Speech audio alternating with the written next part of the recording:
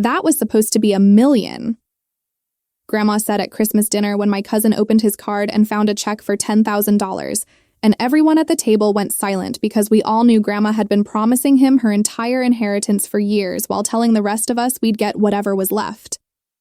My cousin's face turned red as Grandma snatched the check back, squinting at it, then looked at me with pure hatred and said, "You did something?" Because I was the one who'd been managing her finances for the past 3 years. The crystal chandelier above our heads cast harsh shadows across the dining room as 23 pairs of eyes locked onto me. My cousin Garrett stood frozen, one hand still extended toward the card Grandma had ripped from his grasp, his mouth working silently like a fish drowning in air. His wife Melissa clutched his arm, her perfectly manicured nails digging into his expensive suit jacket, her expression shifting from confused to calculating in seconds. Grandma's hand trembled as she held the check up to the light, her reading glasses slipping down her nose, and I watched her face cycle through disbelief, rage, and something else, something that looked almost like fear, before she turned that venomous glare back on me.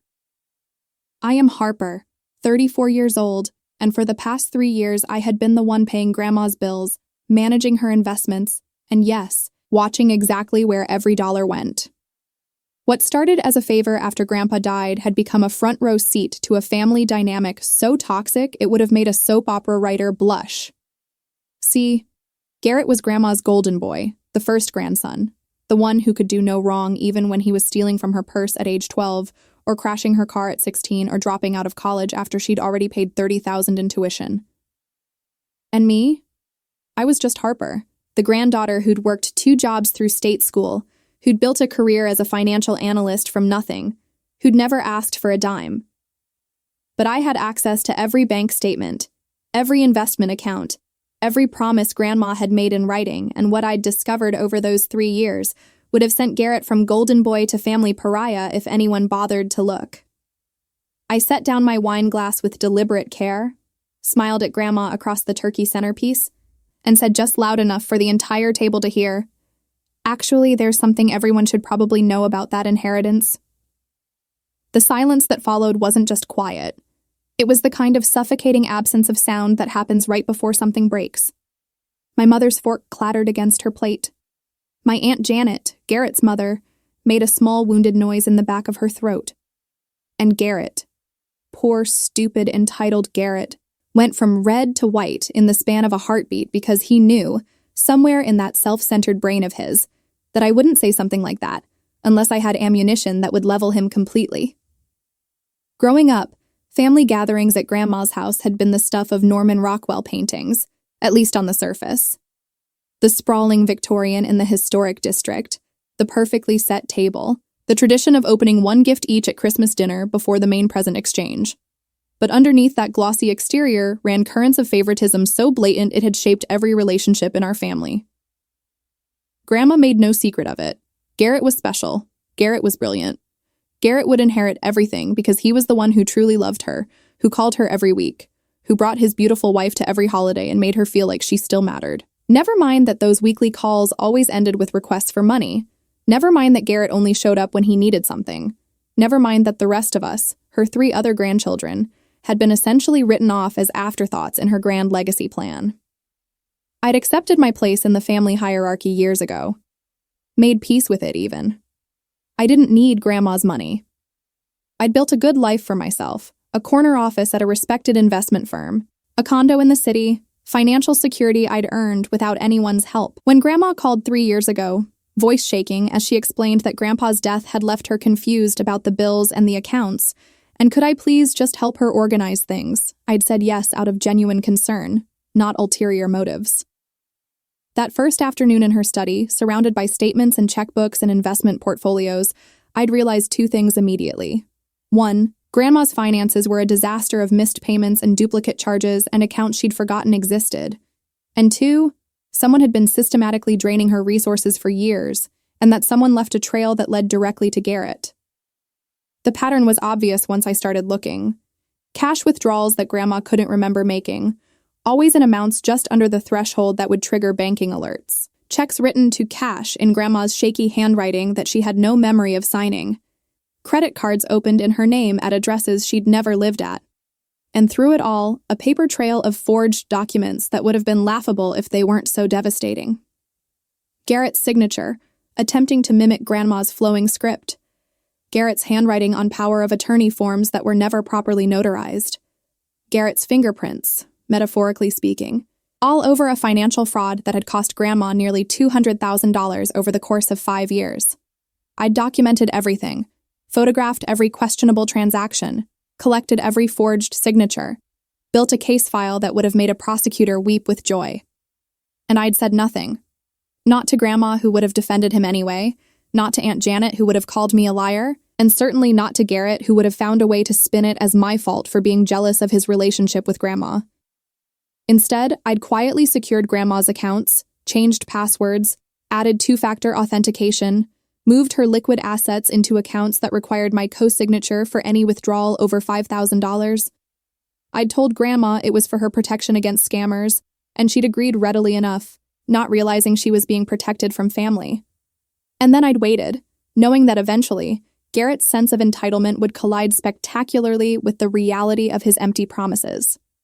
That collision was happening right now, in real time, across a table laden with prime rib and scalloped potatoes and my mother's famous cranberry sauce. Garrett's Christmas bonus, the $1 million inheritance Grandma had been promising him since he was 16, had just been revealed as a check for $10,000, and the look on his face was almost worth the 3 years of watching him manipulate a woman who thought she was being loved when she was really being robbed. "What are you talking about?" Aunt Janet's voice cut through the silence, sharp with protective mother instinct. "Harper, if you've done something to interfere with Mother's wishes—" "I haven't interfered with anything," I said calmly, reaching for my wine glass. "I've just been managing what's actually there." Grandma clutched the check to her chest like it was a shield. The account had $1.2 million last time I checked. I saw the statement myself, Harper. You showed it to me just last month. The investment account has $1.2 million, yes. I took a sip of wine, letting the moment stretch. But that money is in a trust now. The kind that doesn't allow for lump sum distributions without trustee approval. The kind that protects assets from, say, elder financial abuse. The words landed like grenades on the dinner table. Melissa gasped. My Uncle Richard, who'd been quietly enjoying the drama until now, choked on his bourbon. And Garrett? Garrett finally found his voice. "You had no right," he said, but it came out weak, strangled. "Grandma wanted me to have that money. She promised it to me." "Oh, she promised you a lot of things." I set down my wine glass and pulled my phone from my purse. "She promised you $50,000 for your wedding, $75,000 for your first house down payment, $100,000 for your business venture that never quite materialized. And you know what's interesting, Garrett? Grandma has no memory of writing most of those checks."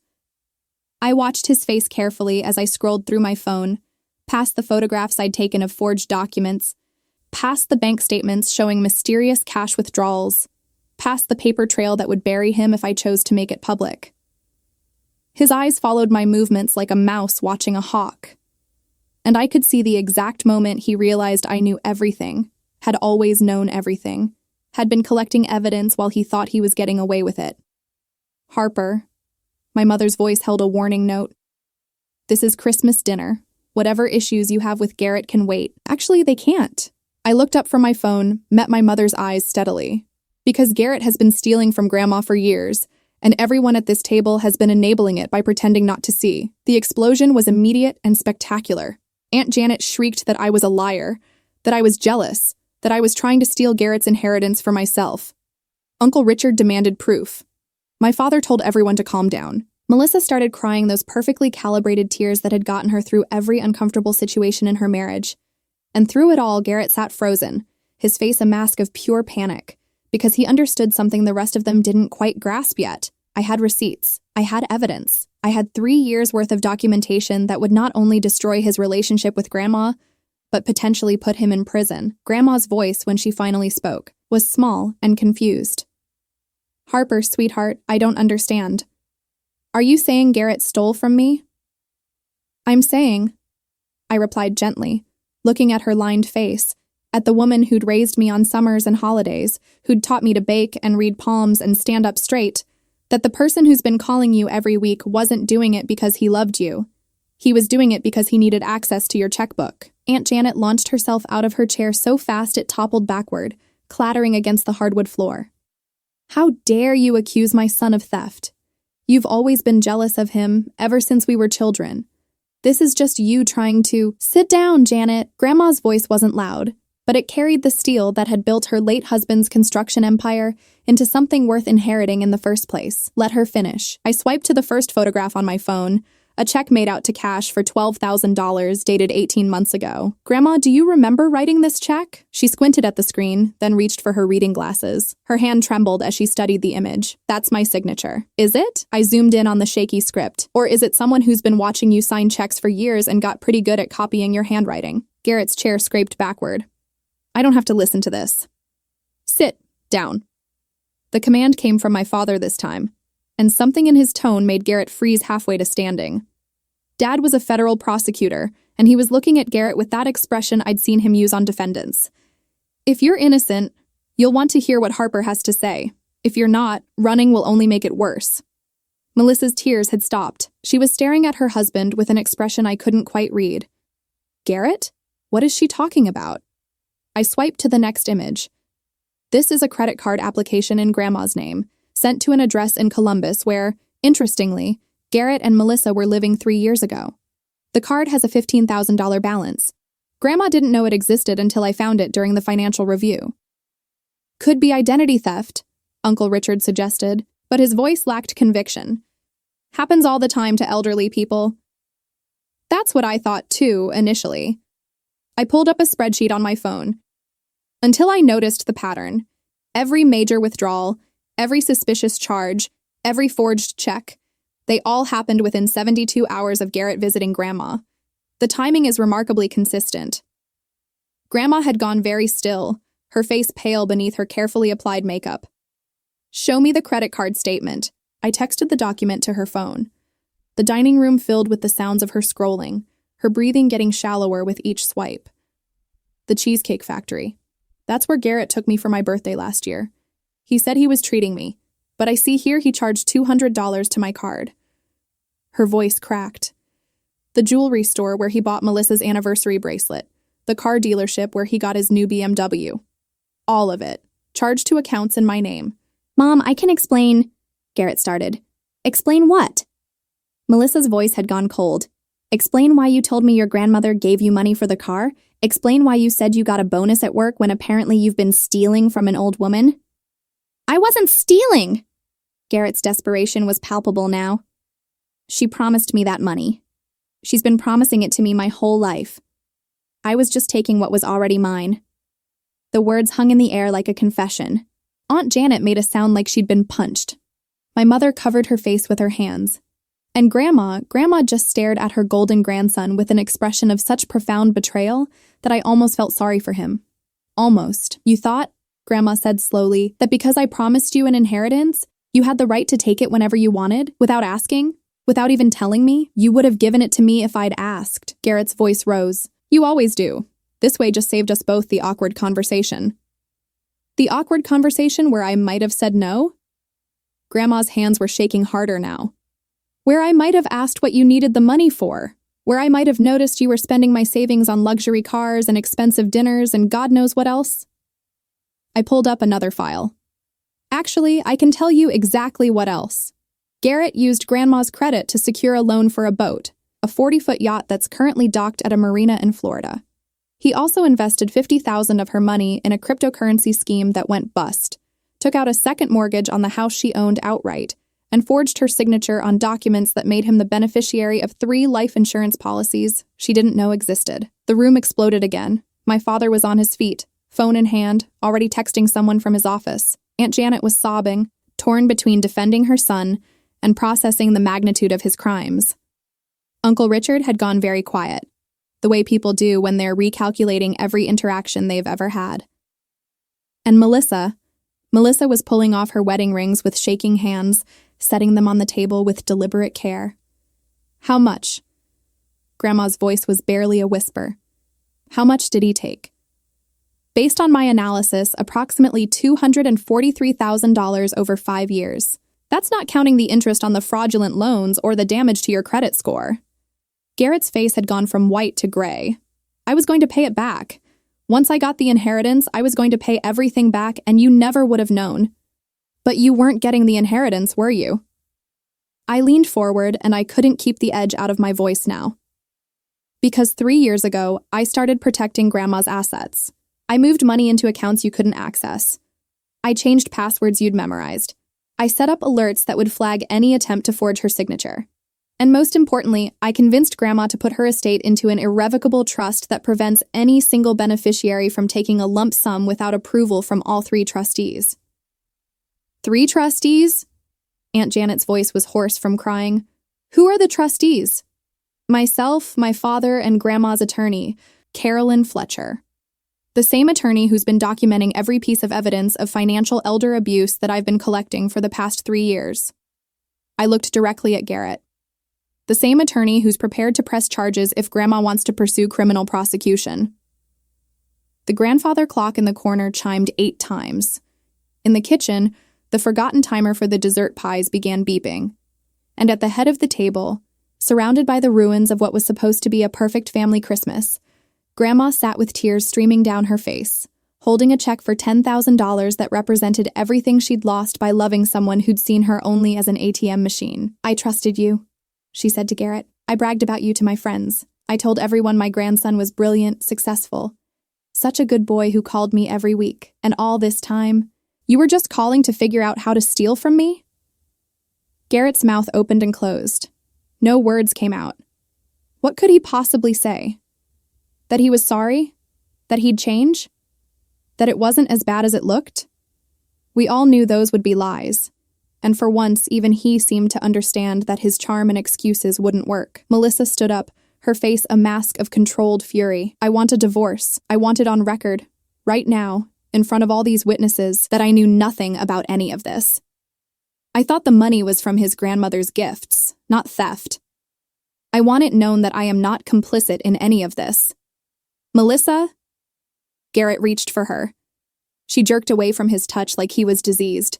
Don't you dare touch me. How many times did I tell you we should be more careful with money? How many times did I suggest we budget better, save more? And all this time, you were living off stolen money and letting me think you were just bad with finances. My father cleared his throat. Harper, I need you to send me everything you have. All documentation, all evidence, everything. Tonight.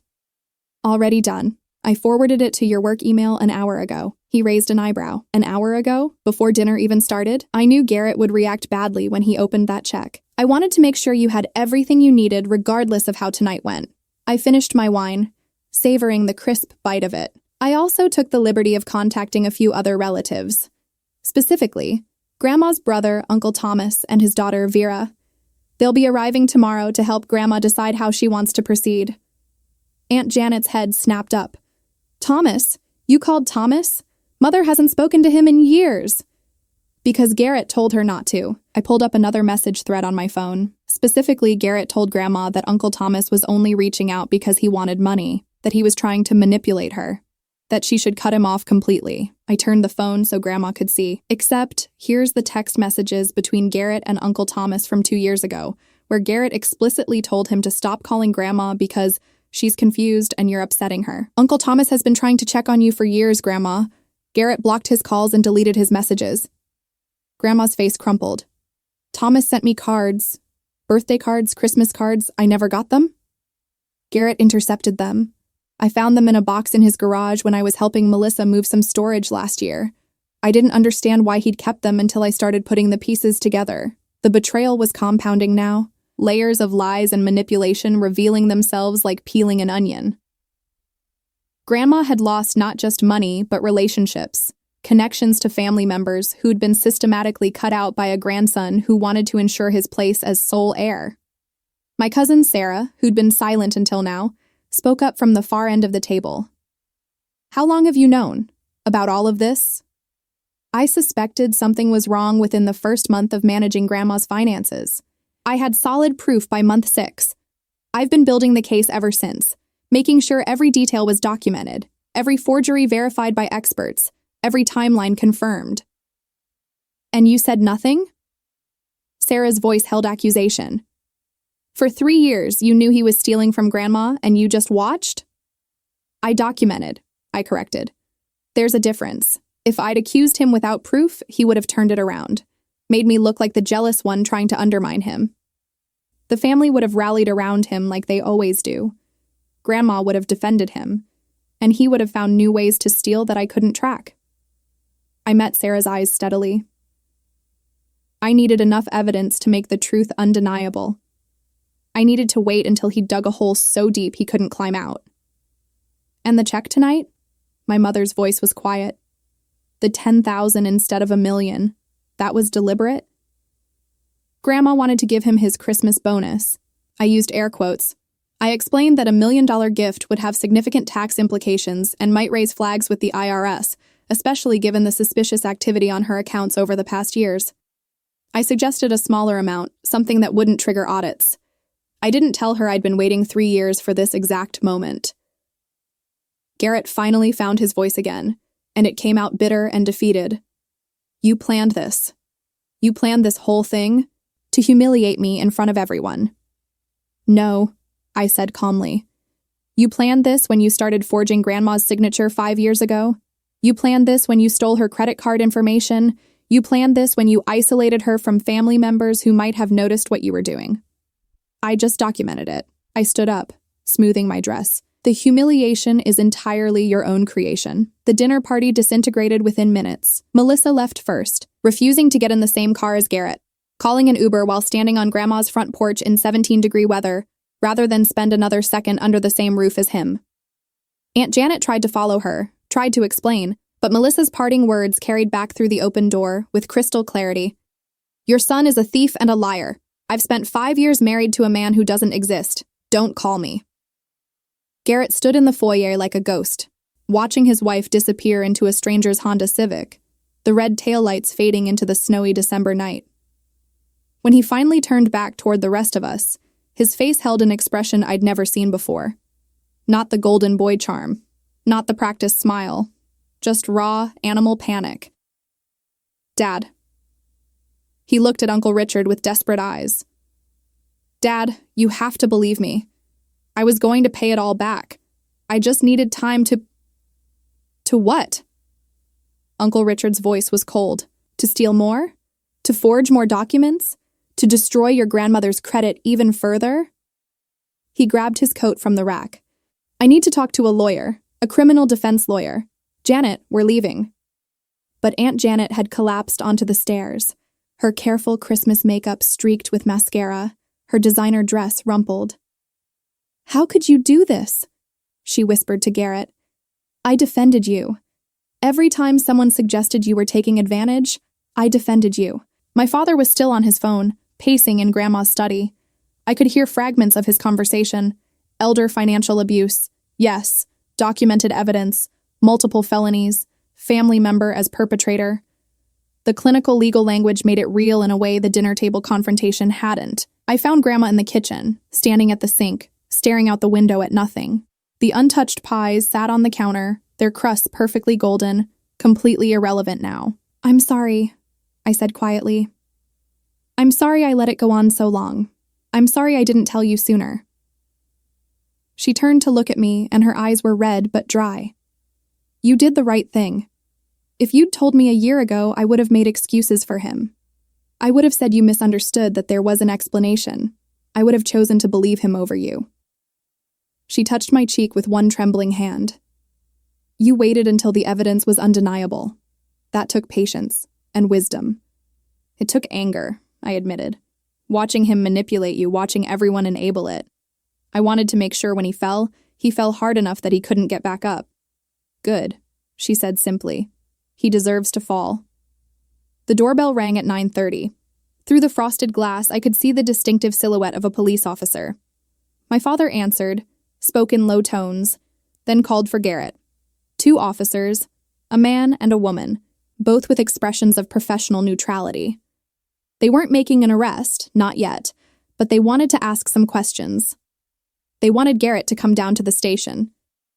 Am I being arrested? Garrett's voice cracked.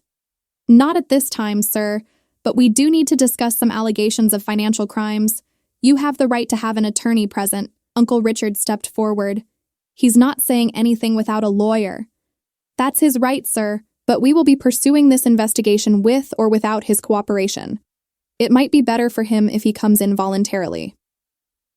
They left together, Garrett sandwiched between his parents, all of them wearing expressions of shell-shocked disbelief. The golden boy, being escorted to a police station on Christmas night. The irony wasn't lost on anyone. I stayed with Grandma that night, sleeping in my childhood room with its faded wallpaper and dusty bookshelf of young adult novels. Around 2 a.m, I heard her moving around downstairs, the creak of floorboards I'd memorized over 30 years of visits.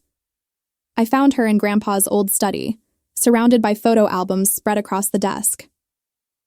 "I'm looking for signs," she said when she noticed me in the doorway. "Something I missed. Some indication that my grandson was capable of this." I sat down beside her, looking at the photographs she'd pulled out. Garrett at 5, gap-toothed and innocent. Garrett at 12, already taller than me. Garrett at his wedding, looking at Melissa like she was his whole world. In none of these frozen moments could you see the future that was unfolding now. "He always knew exactly what to say," Grandma continued. "When he was 8 and broke my favorite vase, he cried and said he was trying to move it somewhere safe because he loved it so much. When he crashed my car at 16, he said he was rushing to get me medicine because I'd mentioned feeling poorly." She closed the album gently. "He's been practicing manipulation since childhood. I just wanted to believe my love could make him better." Love can't fix people who don't want to be fixed. "No," she agreed. "It can't." Uncle Thomas arrived the next morning, his daughter Vera driving because Thomas's eyesight wasn't what it used to be. He was Grandma's younger brother by 3 years, a retired accountant who'd moved to Arizona for the climate and the quiet. Grandma met him at the door, and they stood looking at each other for a long moment before collapsing into an embrace that held 20 years of forced separation. "I tried to call," Thomas said, his voice muffled against Grandma's shoulder. "Every birthday, every holiday. That boy told me you didn't want to hear from me." "I know. Harper told me. I'm so sorry, Tommy." Vera, who I vaguely remembered from childhood visits, gave me a long, appraising look. "You're the financial analyst? The one who caught him?" "I'm the one who documented what he'd already done," I corrected. "He caught himself by being greedy and obvious." She smiled, and it wasn't a nice smile. "Good. I never liked that kid. Even when he was 10, he had a way of looking at people like he was calculating what he could get from them." Over coffee and the previous night's untouched pie, we laid out the full scope of the damage. Thomas, with his decades of accounting experience, went through my documentation with a professional eye, occasionally whistling through his teeth at particularly egregious examples. "He was smart about it, I'll give him that," Thomas said, tapping a spreadsheet. "Kept individual transactions under reporting thresholds, spread the theft across multiple accounts, forged documents that would have passed casual inspection." He looked up at Grandma. "If Harper hadn't been watching this closely, you might not have discovered it until you tried to access the money and found out it was gone." "That was his plan," I confirmed. "Wait until Grandma passed away, claim the full inheritance, and disappear the evidence of his theft in the chaos of estate settlement. No one would have questioned why the inheritance was smaller than expected. They would have assumed end-of-life expenses or market fluctuations, except you put the money in a trust," Vera said, "with 3 trustees who all have to agree. He must have been furious when he figured that out." "He didn't figure it out until last night. I told Grandma it was standard practice for estate protection. She agreed readily enough because she trusts me to manage her finances." I met Grandma's eyes. "I'm sorry I wasn't entirely honest about my motivations." "Don't apologize for protecting me from my own grandson." Grandma's voice was firm.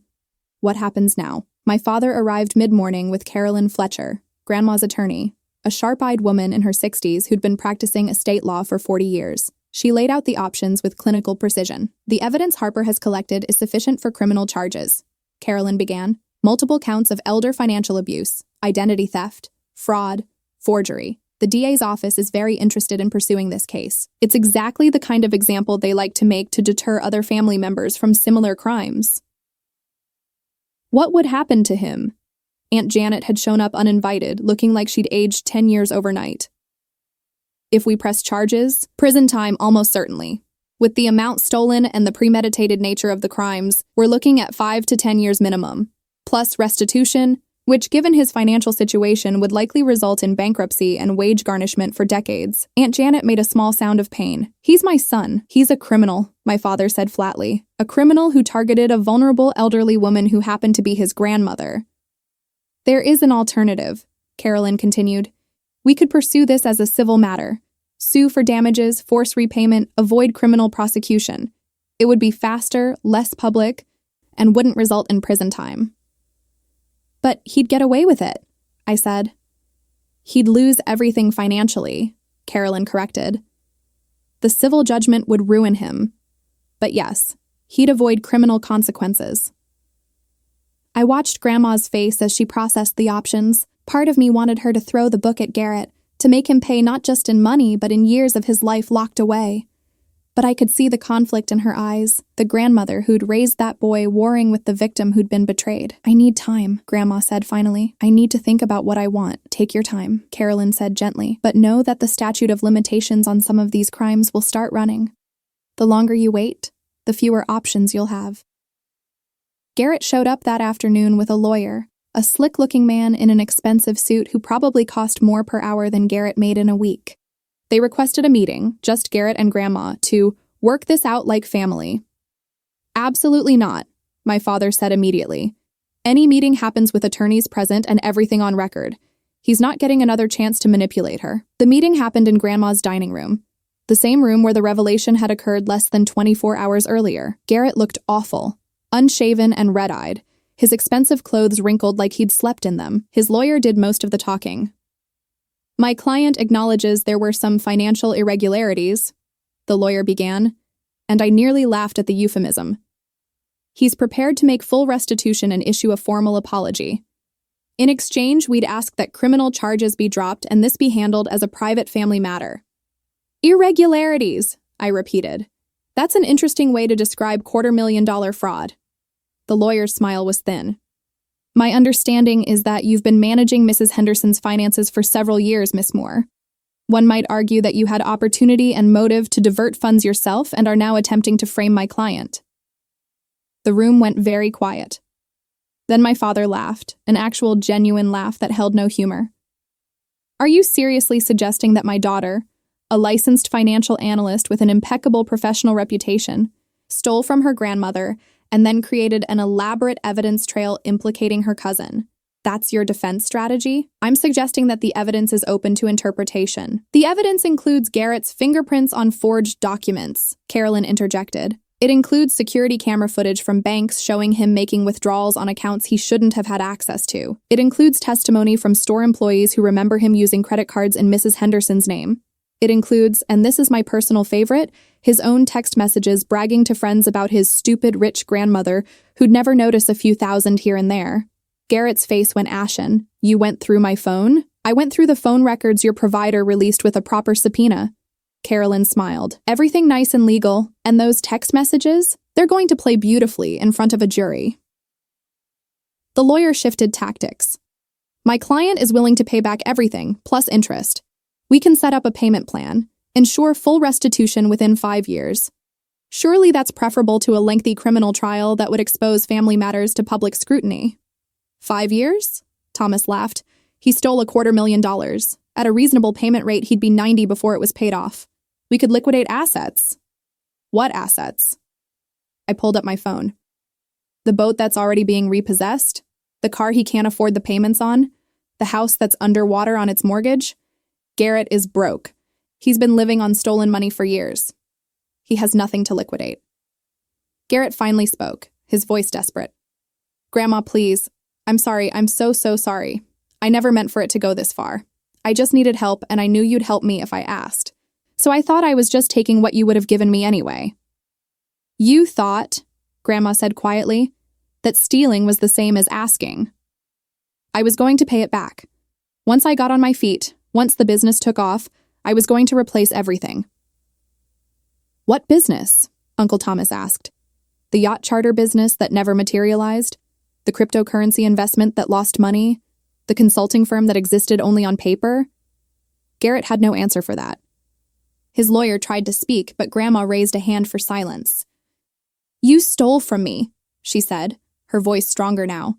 "You forged my signature. You used my name to open credit cards. You took my money and spent it on toys and vacations and luxuries while I worried about whether I could afford my medications." "You can afford anything," Garrett protested. "You're not exactly hurting for money." "Because Harper protected what was left." Grandma's voice rose. "Because someone was paying attention before you could steal everything. You stole my security, my peace of mind, my relationship with my brother. You stole years I could have spent with family instead of being isolated because you wanted to ensure your inheritance." She stood up, and despite her age, she looked formidable. "Get out of my house, and don't come back." "Grandma..." "You have 24 hours to decide," Carolyn interjected smoothly. "Full restitution, bankruptcy court settlement of debts, forfeiture of any future inheritance claims, and a public admission of guilt. Or we file criminal charges and let a jury decide your fate. Those are your options." Garrett's lawyer packed up his briefcase.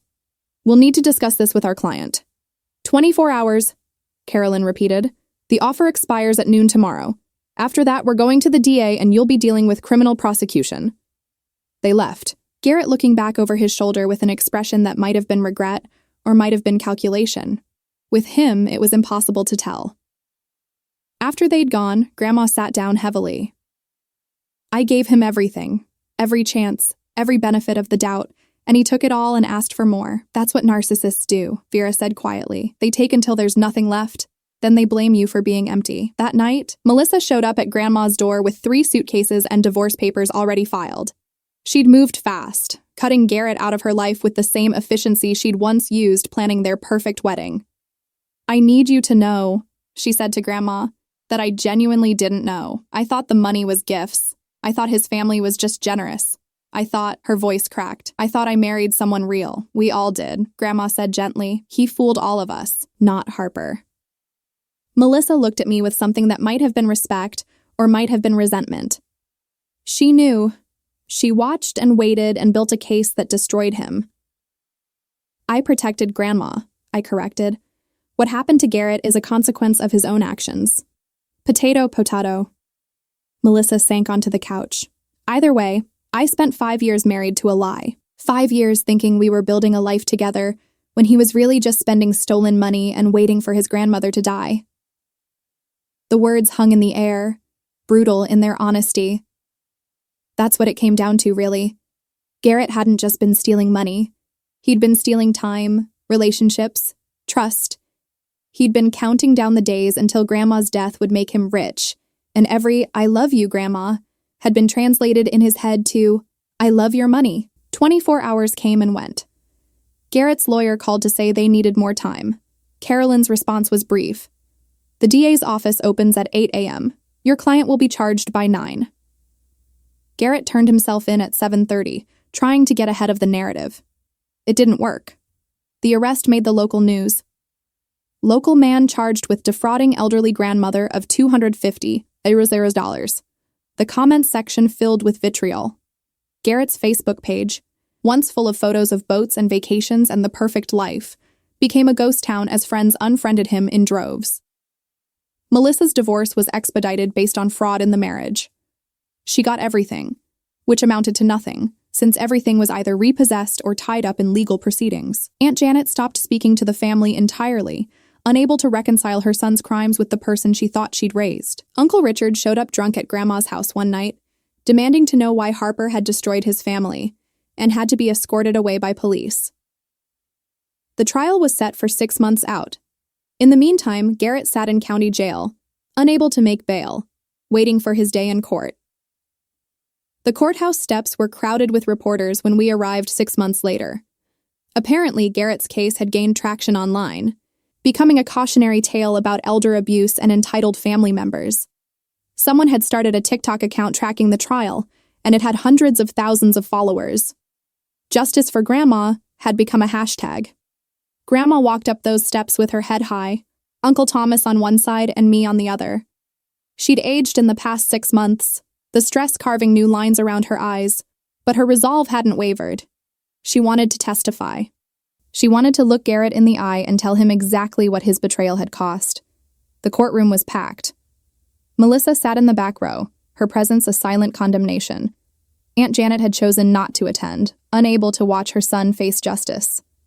Uncle Richard sat stone-faced on the defendant's side, the only family member still maintaining the fiction that this was all a misunderstanding. Garrett looked terrible. 6 months in county jail had eroded his golden boy charm. He was thinner, paler, his expensive suits replaced by an ill-fitting blazer his lawyer had probably bought at a discount store. When his eyes met mine across the courtroom, I saw something I'd never seen before. Genuine fear. The prosecutor, a woman named Sandra Martinez, who specialized in financial crimes, laid out the case with surgical precision. Bank statements projected on screens, forged signatures shown side by side with authentic ones, security footage of Garrett making withdrawals, text messages where he'd bragged about his scam. The evidence was overwhelming, damning, irrefutable. Garrett's defense was exactly what I'd expected. He'd been suffering from gambling addiction. The disease had made him do things he normally wouldn't do. He was seeking treatment. He was remorseful. He was deeply sorry. Gambling addiction, I whispered to my father. That's new. That's desperate, he corrected. They have nothing else. My father was right. The defense attorney tried to paint Garrett as a victim of his own compulsions, but it fell flat against the mountain of evidence showing premeditation and planning. You don't forge documents over 5 years because of gambling addiction. You do it because you're entitled and greedy and you think you're smarter than everyone else. When it was my turn to testify, I walked to the stand with my documentation organized in 3 ring binders, color-coded tabs marking each type of fraud. The prosecutor led me through my findings methodically, letting me explain in simple terms how I'd discovered the theft, how I'd documented it, how I'd protected Grandma's remaining assets. Miss Moore, the prosecutor asked, in your professional opinion as a financial analyst, was this theft opportunistic or planned? Planned, I answered without hesitation. The pattern shows escalation over time, testing boundaries to see what he could get away with. The forged documents were practiced, improved with each attempt. The accounts were chosen strategically to avoid detection. This wasn't desperation. This was a long-term scheme to systematically drain my grandmother's assets while maintaining plausible deniability.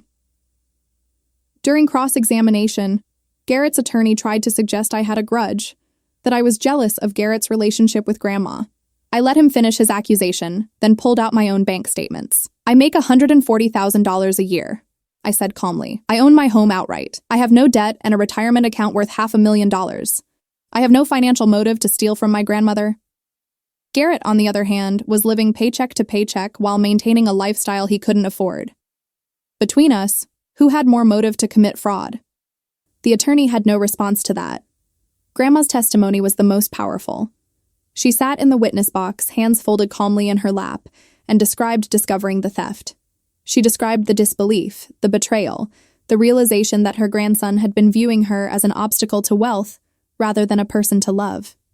He called me every week, she said, her voice steady, and every single time I thought he loved me. But now I know he was calling to maintain access, to make sure I stayed isolated from other family members who might have noticed what he was doing. Every "I love you" was a lie. Every "you're the best grandma" was manipulation. And the worst part isn't the money he stole, it's the years he stole. Years I could have spent with my brother Thomas. Years I could have enjoyed without constantly worrying about finances. Years of actual love instead of calculated performance. Garrett was crying now, his lawyer passing him tissues, but Grandma's gaze never left his face. I hope you spend every day in prison thinking about what you threw away, she continued. Not the inheritance. That money was never yours.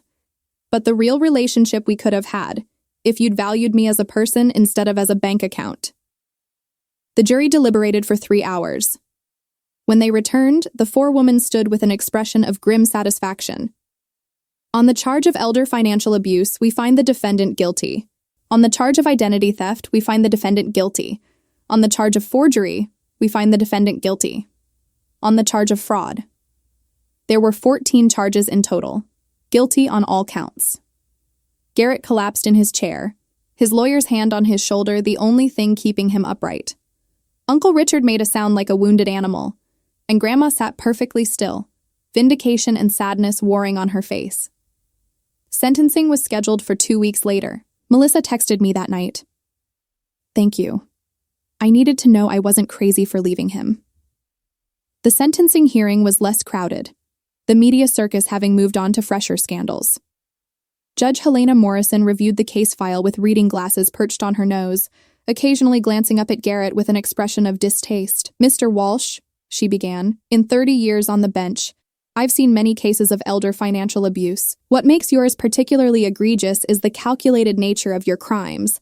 This wasn't desperation. This wasn't a momentary lapse in judgment. This was a 5-year campaign to systematically steal from a woman who loved you unconditionally." Garrett's lawyer stood. "Your Honor, my client has shown genuine remorse." "Your client showed genuine remorse at being caught," Judge Morrison interrupted. "His only regret is that his scheme was discovered before he could steal even more. The psychological evaluation shows no evidence of gambling addiction, despite his claims. What it does show is narcissistic personality disorder and an inability to empathize with others' suffering." She looked back at Garrett.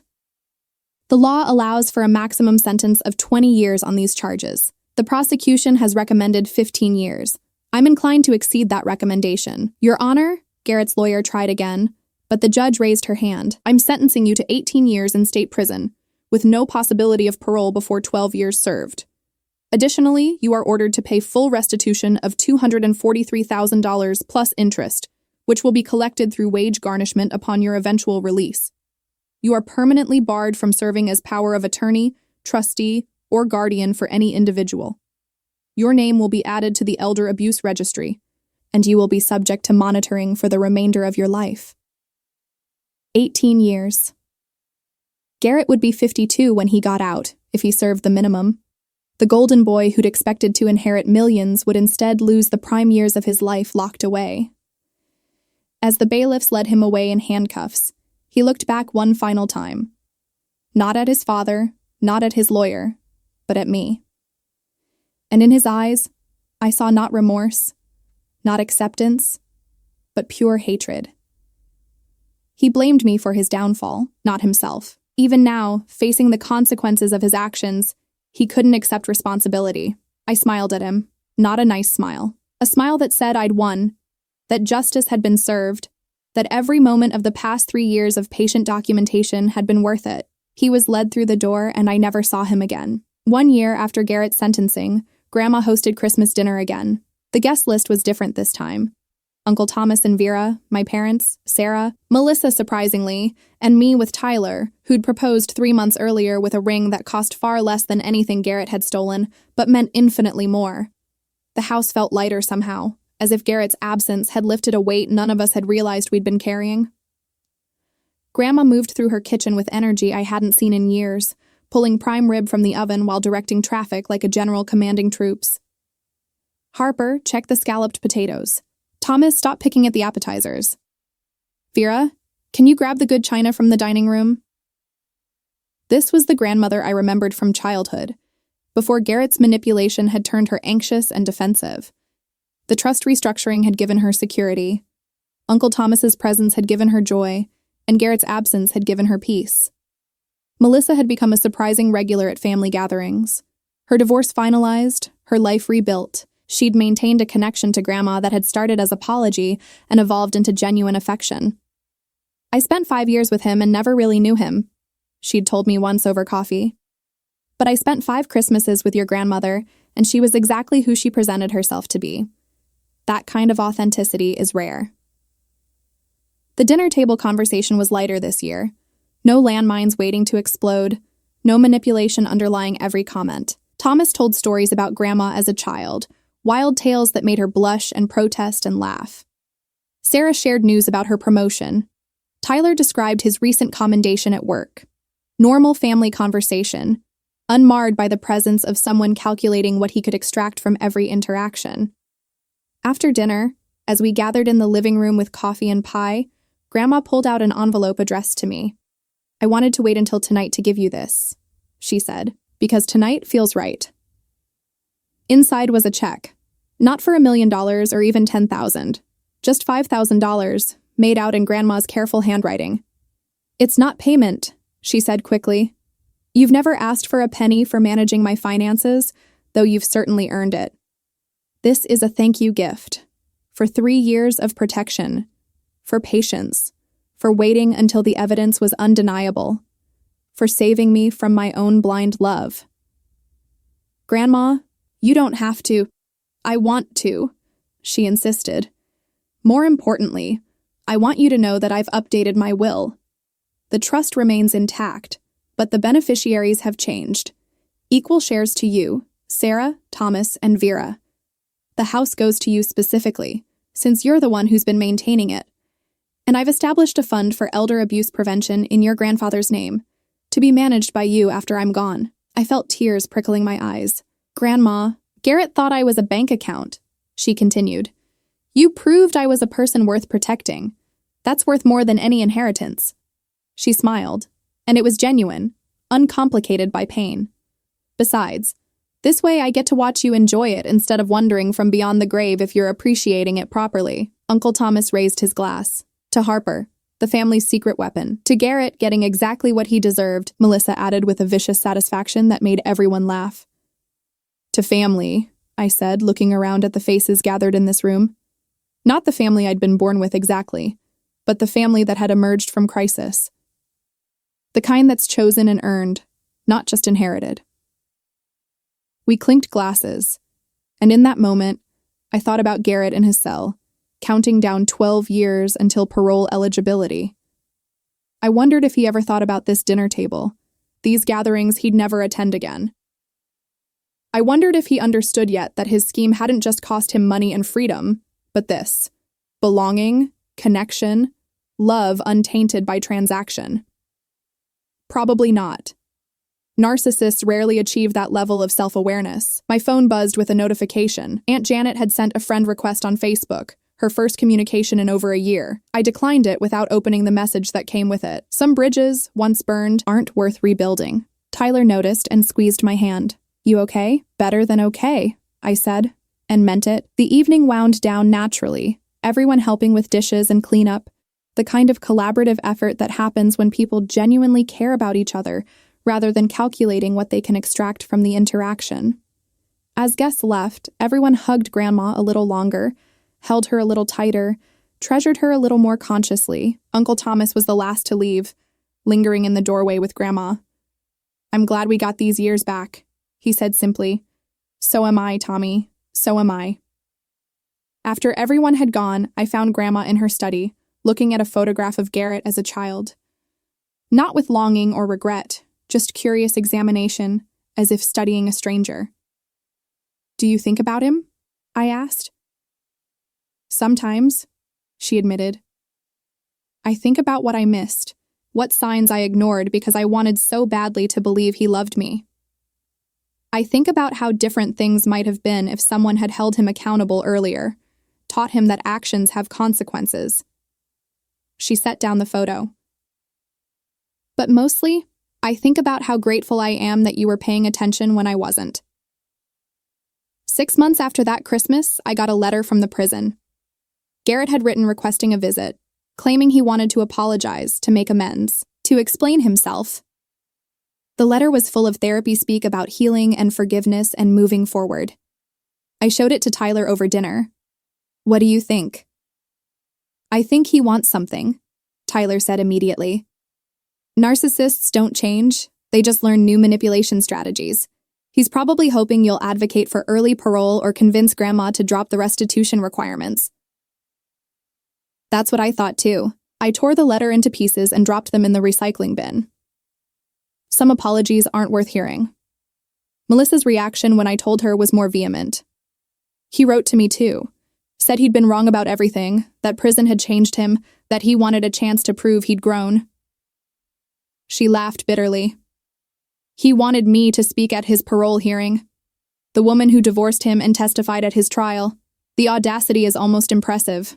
Garrett tried again 3 months later, this time writing directly to Grandma. She brought the letter to Sunday dinner unopened.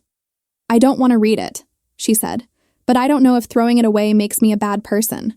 "It makes you someone with healthy boundaries," Vera said firmly. You don't owe him your pain or your time or your forgiveness. Grandma dropped the letter in the fireplace, unopened. We watched it burn, flames consuming whatever manipulation Garrett had crafted, and none of us felt guilty about it. My career flourished in unexpected ways. Word spread about my role in uncovering Garrett's fraud, and I became something of a specialist in financial elder abuse cases. Other families reached out, suspecting similar situations, asking me to review their elderly relatives' accounts. I started consulting on the side, charging fees that reflected the complexity of the work and the lives it protected. One case in particular stood out: a widow whose son had been systematically stealing from her for a decade, almost $1 million siphoned away through a scheme that made Garrett's look amateur. The evidence I compiled led to his arrest and conviction, and the widow sent me a fruit basket with a note that made me cry. Thank you for believing me when my own family wouldn't. That became my mission: believing victims when their families wouldn't, seeing patterns others dismissed, protecting people who'd been taught that love meant accepting abuse. Tyler and I got married in the spring, a small ceremony in Grandma's garden with Uncle Thomas officiating. No expensive venue, no elaborate production, just people who genuinely cared about us celebrating a commitment built on honesty and respect. The contrast to Garrett and Melissa's wedding, with its champagne fountains and choreographed first dance and guest list of people who barely knew the couple, was stark. "This is what real looks like," Melissa said during the reception, watching Tyler and me slow dance to an acoustic guitar. "I'm almost grateful I went through hell with Garrett because now I know the difference." Grandma danced with Uncle Thomas, their steps rusty but joyful, making up for decades of missed celebrations. Sarah caught the bouquet and immediately tried to give it to Vera, who laughed and refused. My parents held hands like newlyweds, their marriage strengthened by the crisis that had revealed who people really were. Garrett's parole hearing came up in his 10th year of incarceration. The parole board sent notifications to all victims, asking if we wanted to submit statements or appear. Grandma wrote a single paragraph. "The man who stole from me showed no remorse at his trial and has made multiple attempts to manipulate me into supporting his early release. I do not believe he has changed. I do not believe he deserves parole. I ask that he serve his full minimum sentence." The parole board agreed. Garrett would serve at least 2 more years, possibly longer depending on his behavior. Melissa sent her own statement, longer and more detailed, describing the marriage built on lies and the financial devastation his crimes had caused. "He destroyed my ability to trust," she wrote. "He destroyed my faith in my own judgment. He destroyed years of my life that I can never get back. He does not deserve freedom while I'm still rebuilding from his devastation." Aunt Janet, in a surprising move, did not submit a statement supporting her son. Uncle Richard apparently did, but his plea for leniency was one voice against a chorus of victims. 5 years after Garrett's sentencing, I stood in Grandma's study, now legally mine as her power of attorney and designated heir. She'd moved into an assisted living facility, not because she needed constant care, but because she wanted the social engagement and freedom from home maintenance. "I spent too many years isolated," she'd explained. "Now I want to have dinner with friends every night and let someone else worry about the furnace." The study had become my home office for consulting work. Photographs lined the walls: Tyler and me on our honeymoon, Uncle Thomas and Vera at various family gatherings, Grandma dancing at our wedding, Sarah and her new boyfriend. A life documented in moments of genuine joy rather than performed happiness for social media. My phone rang with an unfamiliar number. I almost didn't answer, but professional instinct made me pick up. "Harper Moore?" A woman's voice, official sounding. "Speaking." "This is Deputy Warden Martinez from Oakwood Correctional. I'm calling regarding Garrett Walsh." My stomach tightened. "Is he being released early?" "No, ma'am. He's been denied parole again. His next hearing isn't for 3 years. I'm calling because he's requested to be placed on your blocked contact list. He's no longer allowed to send you correspondence." I blinked, processing this. "He requested that?" "Yes, ma'am. Apparently his therapist recommended it as part of accepting consequences and respecting boundaries. I wanted to confirm you're agreeable to this arrangement." "Absolutely," I said. "Thank you for letting me know." After hanging up, I sat for a moment with the information. Garrett, finally learning that he couldn't manipulate his way back into our lives. It had taken a decade, but perhaps some minimal growth had occurred. Or perhaps his therapist had just explained that his manipulation attempts were hurting his parole chances. Either way, I'd never hear from him again. That felt like the final piece clicking into place. Melissa had remarried, a quiet engineer who worked for a nonprofit and drove a modest sedan and treated her like she was precious rather than decorative. She brought him to family gatherings now, and the difference in her demeanor was striking. She laughed more, relaxed more, contributed to conversations instead of performing perfect wife duties. "I tell him everything," she'd confided once. "Every financial decision, every bank statement, everything. Complete transparency. After Garrett, I swore I'd never be in the dark again." Aunt Janet had moved to Florida, cutting ties with the entire family. Uncle Richard died of a heart attack 2 years after Garrett's sentencing. The funeral was small and tense, with half the attendees there to pay respects and the other half there to make sure he was really gone. Garrett wasn't allowed to attend, even with escort. He'd submitted a request that was denied so fast it might have been a record. Uncle Thomas published a memoir about family financial abuse, using our story as a case study. Names changed. It sold modestly but well, and the reviews were positive. "A necessary warning about the predators in our own families," one reviewer wrote. The book tour was brief, but Thomas donated all proceeds to elder abuse prevention programs. Sarah used her share of Grandma's eventual inheritance to start a nonprofit connecting financial abuse victims with forensic accountants willing to work pro bono. She'd found her calling, turns out, in protecting people the way I'd protected Grandma. We collaborated sometimes, her organization referring clients to my consulting firm, my firm donating services to her most desperate cases. The family wealth that Garrett had been so desperate to claim had ended up doing more good in the hands of people who'd never felt entitled to it. Tyler made detective, specializing in financial crimes. We'd become a formidable team, his law enforcement access combined with my analytical skills. More than one criminal had been brought down by our collaboration, though we kept our professional lives carefully separated from family to avoid conflicts of interest. On Garrett's 12th year in prison, his parole hearing came up again. This time, something had shifted. The parole board received a letter from Garrett himself, not requesting early release, but asking them to deny it. "I've spent 12 years thinking about what I did," he wrote. "I stole from someone who loved me. I manipulated someone who trusted me. I destroyed relationships I can never rebuild. I'm not writing to ask for forgiveness or mercy. I'm writing to say that I finally understand I don't deserve either. I request that I serve my full 18-year sentence. It won't undo the harm I caused, but it might prevent me from causing more." The parole board, likely suspicious of this being another manipulation, investigated his behavior in prison. The reports came back surprisingly consistent. He'd gotten his GED, completed an accounting certification program, and spent his time tutoring other inmates in basic math and financial literacy. He'd had no disciplinary incidents. He'd attended every therapy session. He'd, by all accounts, actually changed. The parole board granted parole anyway. After 12 years of exemplary behavior and evidence of genuine rehabilitation, we find that continued incarceration serves no purpose. Garrett was released on a cold Tuesday morning. No family met him. No celebration awaited. He'd arranged his own transport to a halfway house, his own enrollment in a community college accounting program, his own job stocking shelves at a grocery store for minimum wage. He sent one letter after his release, addressed to Grandma, care of her attorney. "I don't expect forgiveness," he wrote. "I don't expect anything. I just want you to know that I understand now what I destroyed. I had someone who loved me unconditionally, and I treated her like an ATM. I had a family who would have supported me if I'd just asked honestly, and I chose to steal instead. I spent 12 years thinking about the person I was and the person I could have been. I'm not that golden boy anymore. I'm just Garrett, an ex-convict trying to pay back a debt I'll never finish repaying. I won't contact you again. I just wanted you to know that your granddaughter was right to turn me in, right to build that case, right to make me face consequences. She saved my life by destroying the person I was. I hope you're happy, Grandma. I hope your life is everything it should have been without me in it." Grandma read the letter once, then filed it away. "Maybe he has changed," she said. "Good for him, but that doesn't mean he gets access to my life again. Some changes come too late." I agreed completely. 10 years after the trial, Grandma passed away peacefully in her sleep at 92. She'd lived a decade free from Garrett's manipulation, surrounded by people who loved her for herself. Her memorial service was packed, standing room only, testimony to a life well lived and connections genuinely built. Garrett did not attend.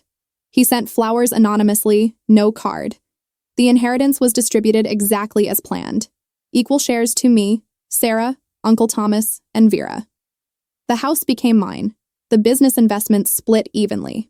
The Elder Abuse Prevention Fund continued in perpetuity. And somewhere in the paperwork was a single line noting that Garrett Walsh had forfeited all inheritance rights as part of his criminal sentence.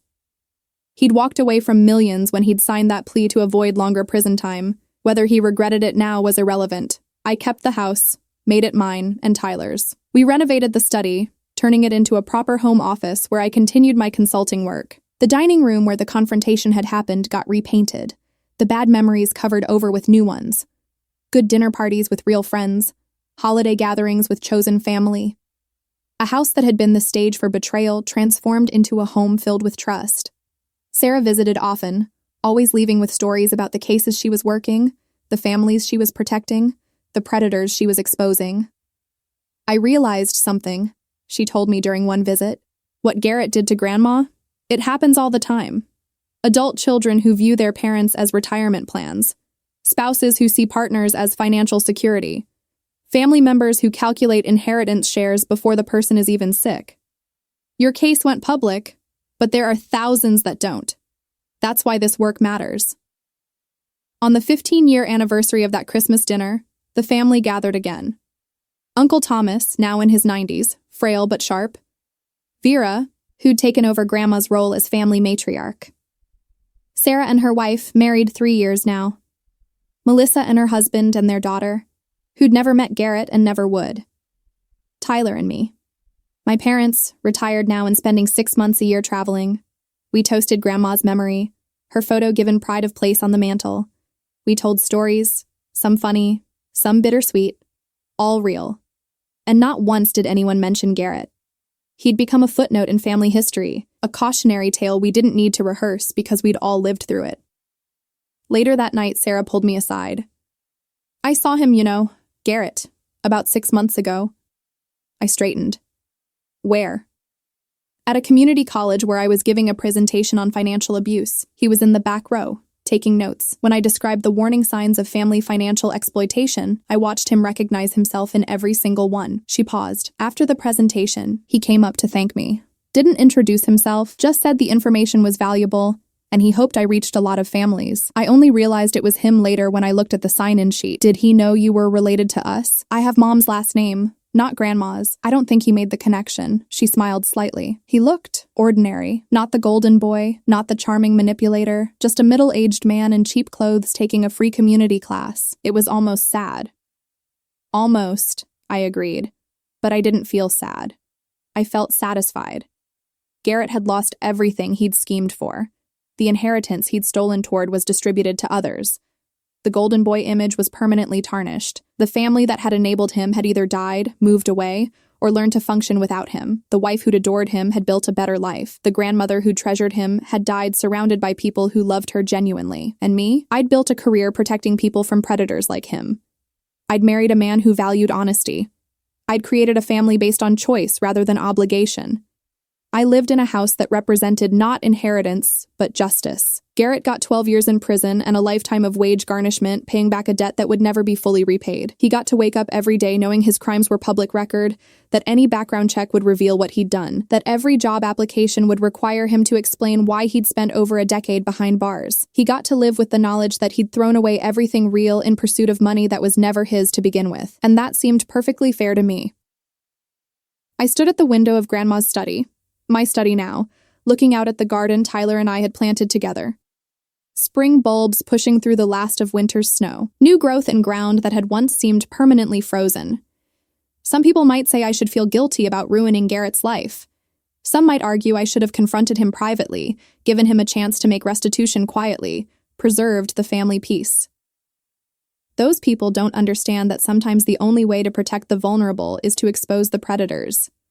Sometimes mercy for the criminal means continued suffering for the victim. Sometimes the kindest thing you can do for someone you love is to prevent them from being exploited, even if the exploiter is family. I'd made my choice years ago, the night I'd first discovered the pattern of theft. I'd chosen Grandma over Garrett, justice over peace, protection over appearances, and I'd never, not for one single moment, regretted it.